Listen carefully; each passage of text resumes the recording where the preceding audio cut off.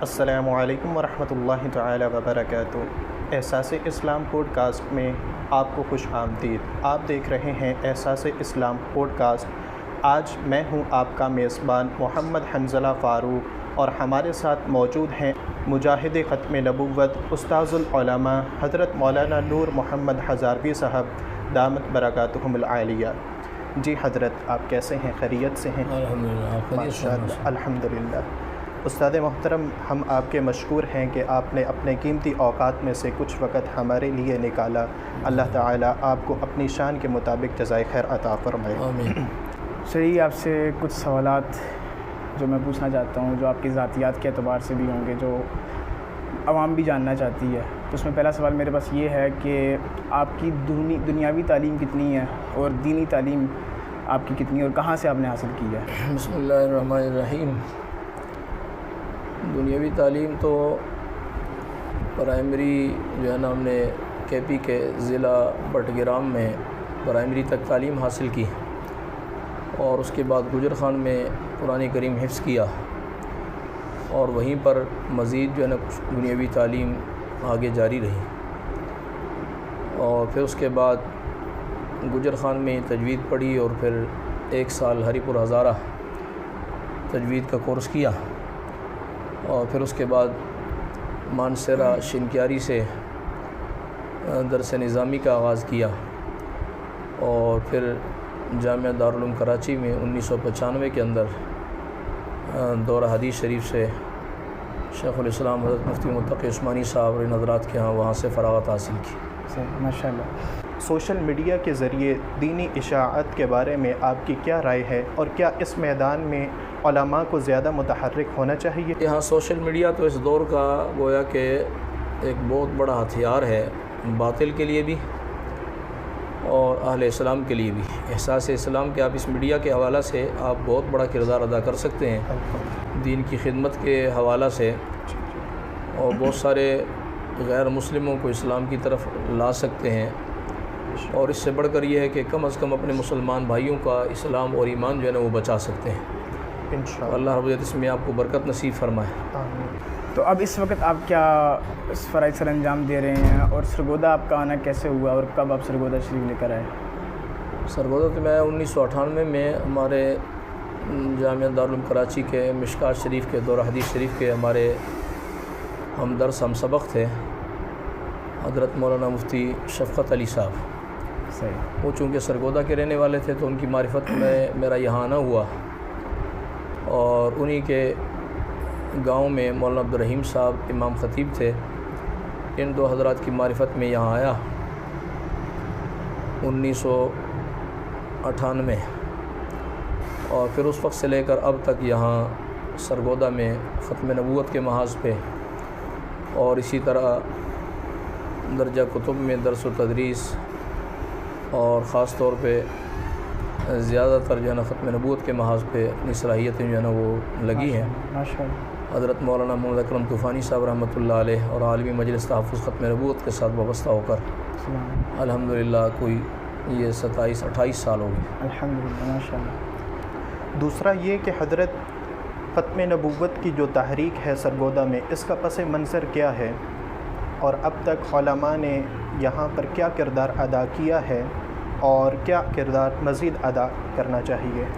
اس حوالہ سے الحمدللہ جیسے سرگودہ شاہینوں کا شہر مشہور ہے، ایسا ہے۔ اور اب تازہ جو ہے نا 6 اور 7 مئی کو جو بھارت نے یہاں سفاکیت کا مظاہرہ کیا ہے، اس وقت بھی الحمدللہ ہمارے شاہینوں نے بھرپور کردار ادا کیا ہے۔ الحمدللہ۔ جس طرح سے پاکستان کے دفاع کے محاذ پر سرگودہ کا ایک نام ہے، بے شک۔ الحمدللہ بالکل اسی طرح سے ختم نبوت کے محاذ پر بھی پورے پاکستان بلکہ پوری دنیا میں سرگودہ کا ایک بڑا نام ہے۔ الحمدللہ۔ ہمارے خانقاہ سراجیہ سے حضرت مولانا خواجہ خان محمد صاحب رحمۃ اللہ علیہ فرمایا کرتے تھے، میں نے حضرت طوفانی صاحب رحمۃ اللہ سے کئی بار یہ سنا کہ فرمایا کہ میرا دل کرتا ہے کہ جیسے سرگودہ میں ختم نبوت کا کام ہے، اس طرح پورے پاکستان پوری دنیا میں اسی طرح سے اس محنت اور اس جو ہے نا کا منہج پر ختم نبوت کے محاذ پر یہ پہرے داری اور یہ کام ماشاء اللہ۔ الحمدللہ۔ اس کے علاوہ اور بہت ساری کارگزاری ہیں، سالانہ 2 اکتوبر کو ہماری کانفرنس ہو رہی ہے، 14 ستمبر کو علماء کنونشن ہے، 7 ستمبر کو الحمدللہ ختم نبوت کا روڈ کارواں ریلی ہے، ہر ہفتے اتوار کے دن ہمارا گشت ہوتا ہے، اور اسی طرح جمعے کے دن کوئی 5-7 مسجدوں میں ہر جمعے پہ ہماری جماعت کی طرف سے باقاعدہ ختم نبوت کے محاذ پہ کام ہو رہا ہے۔ خواتین کے لیے دروس کی ترتیب ہے، اور باقی ختم نبوت کورسز ہوتے ہیں، اور چھوٹے پروگرام بھی ہوتے ہیں بڑی کانفرنس کے علاوہ تمام تحصیلات میں، تمام بڑے قصبات میں۔ تو یہ ایک کافی طویل فہرست ہے جو مختلف اس میں ہم نے تقسیم کی ہوئی ہے۔ اسٹوڈنٹ کنونشن ہے، ٹیچر پروفیسر کنونشن ہے، اور اسی طرح تاجر کنونشن ہے۔ ہر فیلڈ کے اندر الحمدللہ الگ سے جماعت کی ایک ترتیب ہے تاکہ کوئی بھی شعبہ اس سے فیلڈ جو ہے نا وہ محروم نہ رہ سکے۔ ماشاءاللہ۔ اچھا استاد جی، میں یہ پوچھنا چاہتا ہوں اور آڈینس کا بھی یہ سوال ہے کہ پاکستان کی حکومت تحفظ ختم نبوت کے لیے اس وقت کیا فرائض سر انجام دے چکی ہے، اور آپ کو کیا لگتا ہے کہ مزید کون سے ایسے کام ہیں جو پاکستان کی حکومت کو کرنے چاہیے تحفظ ختم نبوت کے لیے؟ تحفظ ختم نبوت کے حوالے سے تو حکومت نے کافی سارے اچھے کام کیے ہیں۔ جناب ذوالفقار علی بھٹو مرحوم سے لے کر اب تک دن بدن کام آگے ہی بڑھ رہا ہے، اور قادیانیت کے حوالے سے قانونی پوزیشن ختم نبوت کے محاذ پہ مضبوط ہوتی جا رہی ہے، اور قادیانیت جو ہے نا وہ کمزور ہوتی جا رہی ہے، اور الحمدللہ اب تو قادیانی بالکل کنارے پر کھڑے ہیں، اور دڑا دڑ جو ہے نا کیا وہ ورائیت الناس یدخلون فی دین اللہ افواجا، گویا کہ فتوحات کا زمانہ ہے۔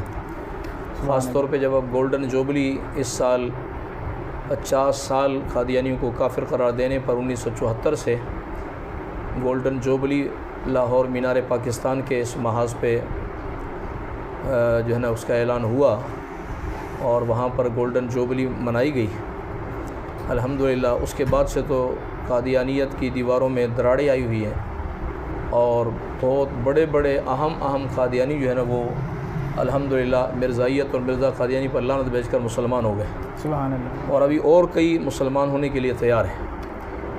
اور جیسے شاہین ختم نبوت مولانا اللہ وسعت صاحب فرماتے ہیں کہ انشاءاللہ عنقریب وہ وقت آئے گا کہ جب دنیا کائنات میں قادیانیت نام کا کوئی جانور جو ہے نا وہ نظر نہیں آئے گا، انشاءاللہ سارے حضور علیہ السلام کی ختم نبوت کے پرچم تلے جمع ہوں گے انشاءاللہ۔ تو آج کے نوجوان نسل کی تربیت کی اور اصلاح کے حوالے سے علماء کو کیا کردار ادا کرنا چاہیے کہ نوجوان نسل بالخصوص یونیورسٹی کالجز کے طلباء دین کے قریب ہوں، علماء کے قریب ہوں؟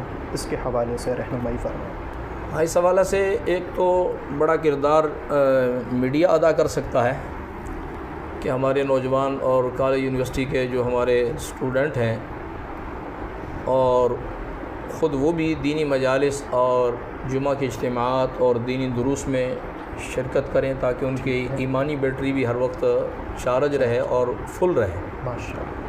اس کے علاوہ جو ہمارا کالج یونیورسٹی کا ماحول ہے، وہاں جو ہمارے پروفیسر حضرات ہیں، لیکچرار ہیں، ٹیچر حضرات ہیں، وہ چونکہ درسگاہ کا ایک بڑا تقدس ہوتا ہے، ماحول ہوتا ہے، اگر وہ وہاں نوجوانوں کی تربیت کریں، اللہ کا تعارف کرائیں، اللہ کے حبیب علیہ السلام کا تعارف کرائیں، ختم نبوت کا تعارف کرائیں، اسلام کی عظمت ان کے دلوں میں بٹھائیں، قرآن کریم کا مطالعہ، قرآن کریم پڑھنا، تلاوت، نماز اور ان اعمال، عبادات، معاملات، اخلاق کی طرف اگر دعوت دیں گے تو انشاءاللہ ہمارے نوجوان خصوصاً کالج یونیورسٹی کے بچے، ان میں بڑی صلاحیتیں یہ ہمارے بچے، اور یہ ہمارے سروں کے تاج ہیں، جنت کے پھول ہیں، ان پر اگر ہم تھوڑی سی محنت ہماری طرف سے ہو جائے تو انشاءاللہ یہ جو ہے نا کیا ہے، ایسے مجاہد تیار ہوں گے کہ یہ ہر محاذ پر اسلام کا اور پاکستان کا پہرا دیں گے اور دفاع کریں گے انشاءاللہ۔ علماء کو پاکستان کی حکومت نے کیا سہولیات دی ہیں، اور کیا مزید ایسی سہولیات ہیں جو علماء کو ملنی چاہیے تاکہ وہ جس میں تحفظ ختم نبوت کا کام بھی بہترین انداز میں کر سکیں، دین کی اشاعت کا کام بھی کر سکیں، تدریس کا کام بھی بہترین انداز میں کر سکیں؟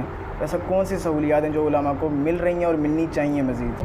حکومت کی طرف سے علماء کے لیے باقاعدہ ایسی سہولیات کا اعلان تو نہیں ہے، البتہ حکومت اتنی مہربانی کر دے کہ علماء جو مدارس مساجد میں خدمات انجام دے رہے ہیں ان کو بس اپنے حال پہ رہنے دے، تنگ نہ کریں، صحیح، تو انشاءاللہ یہ خود اپنے اس میدان کے لیے کافی شافی ہیں۔ تو انشاءاللہ یہی جو ہے نا، یہ علماء الحمدللہ محنتی لوگ ہیں، صحیح، اپنے جس محاذ پر لگتے ہیں اس محاذ پر آج الحمدللہ پاکستان کے مدارس اور وفاق المدارس العربیہ پاکستان کا دنیا میں ایک نام ہے، اور دنیا بھر سے جو ہے نا کیا طلباء اسٹوڈنٹ جو ہے نا وہ پاکستان کا رخ کر رہے ہیں.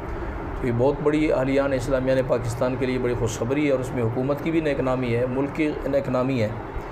جیسے ابھی اللہ نے فتح عطا فرمائی ہے انڈیا کے خلاف، الحمدللہ. تو اس سے دنیا بھر میں ہمارا ملک ایک نمایاں ہوا، اجاگر ہوا، نیک نامی ہوئی.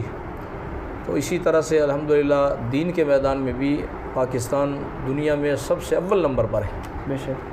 تو اگر اس حوالہ سے ہماری گورنمنٹ جو ہے نا ہمارا ساتھ دے، ساتھ نہیں زیادہ تو کم از کم رکاوٹ نہ ڈالے علماء مدارس مساجد کے، اس میں انشاءاللہ جتنے مدارس مساجد کام کریں گے، کانفرنسیں ہو رہی ہیں ختم نبوت کے محاذ پہ، ہماری گورنمنٹ اگر رکاوٹ نہیں ڈالتی تو سارے دین کے کام میں گورنمنٹ بھی باقاعدہ کار خیر میں ثواب بھی شامل ہے. بے شک. صرف جو ہے نا کیا ذرا نیت اور جذبے کا وہ ہو کہ نیت ہو، جذبہ ہو، اخلاص ہو، تو اللہ تعالیٰ جو ہے نا کیا سب کو اس میں بھی حصہ عطا فرمائیں گے انشاءاللہ. اچھا سر جی، میں ایک سوال تھوڑا سا علمی وہ یہ ہے کہ جس طرح اللہ کے نبی صلی اللہ علیہ وسلم نے ارشاد فرمایا کہ قیامت سے پہلے غزوہ ہند ہوگی، یہ سوال اکثر سنا جاتا ہے اور پڑھا بھی ہے کئی جگہ پر.